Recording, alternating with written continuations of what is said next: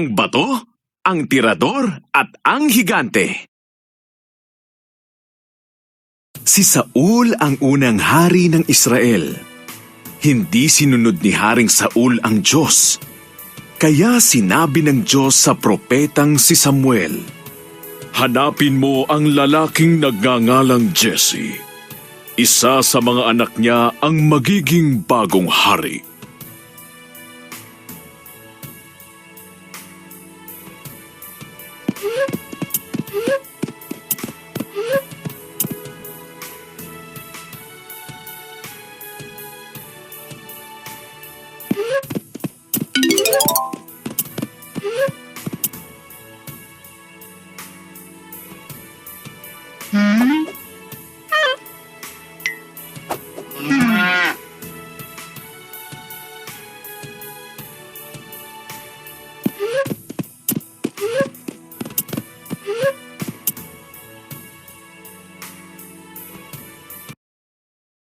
Natagpuan ni Samuel si Jesse sa Bethlehem.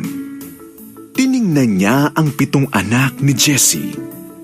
Lahat sila'y gwapo at malakas.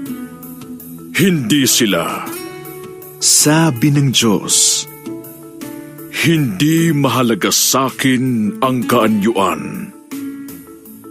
Ang mahalaga sa'kin ay ang nilalaman ng puso ng tao."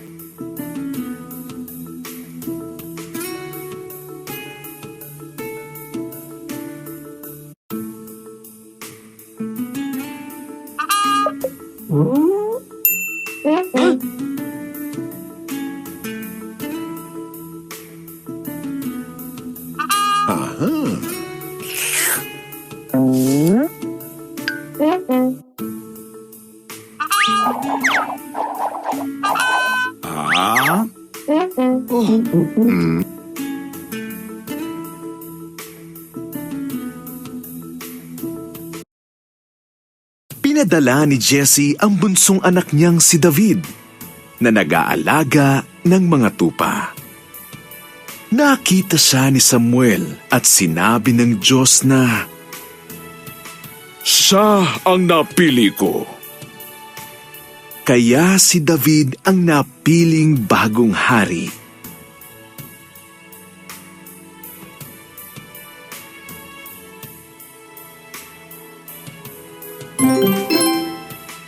Mas mahalaga sa Diyos ang anyo ng tao kaysa sa laman ng puso nito. Tama o mali?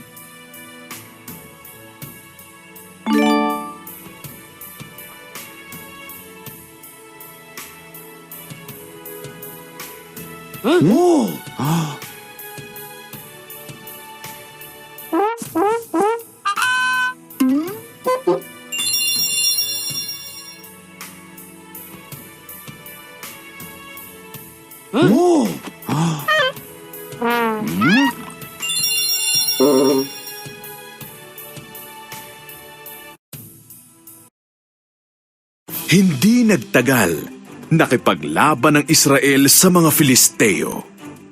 Isang higanting sundalong Filisteo na tinatawag na Goliat ang naghanap ng kalaban mula sa mga Israelita. Subalit takot ang lahat ng mga Israelita.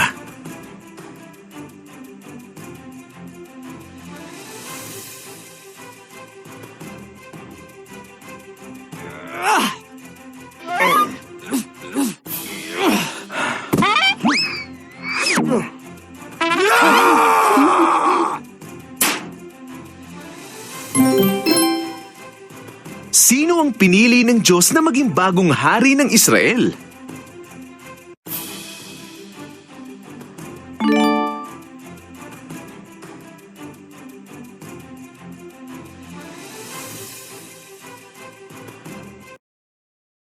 Naghatid si David ng pagkain sa mga kapatid na nakikipaglaban. Narinig niya ang hamon ni Goliat at hindi siya natakot.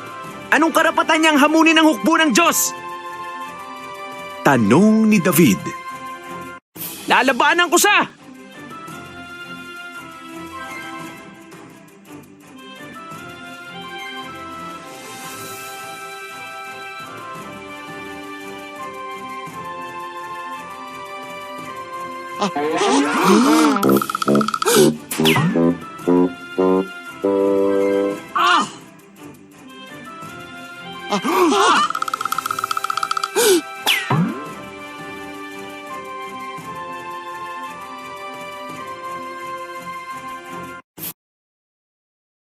Gulat na ibinigay ni Haring Saul ang armas kay David.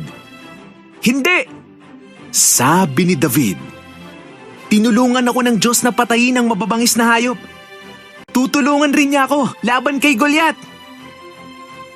Kumuha si David ng 5 bato at tirador.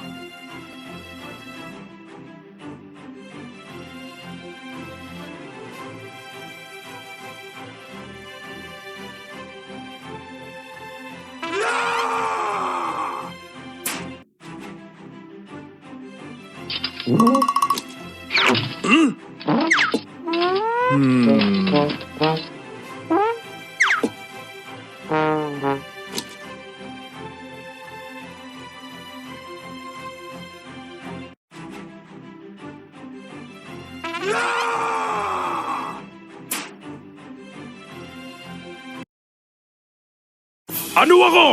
Aso? Angal ni Goliath. Pinadala niyo ang payat na batang ito para lumaban sa akin? May sibat ka! Sagot ni David. Pero nasa akin ang tulong mula sa Diyos ng Israel!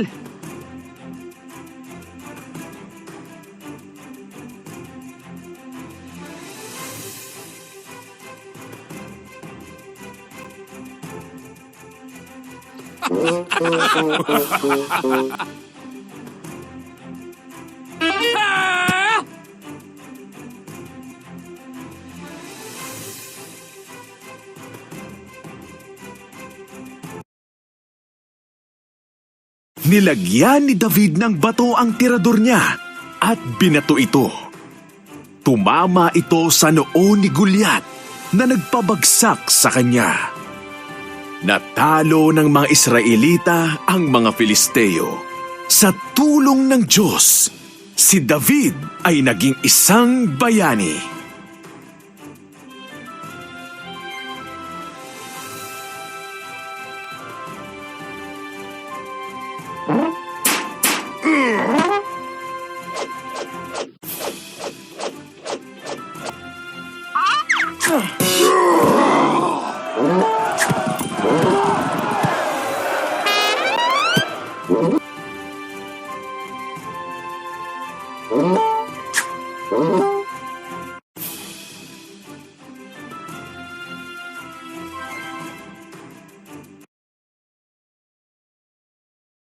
Tinulungan ng Diyos si David na patayin ang higanting si Goliath gamit ang 5 bato at 1 tirador. Tama o mali?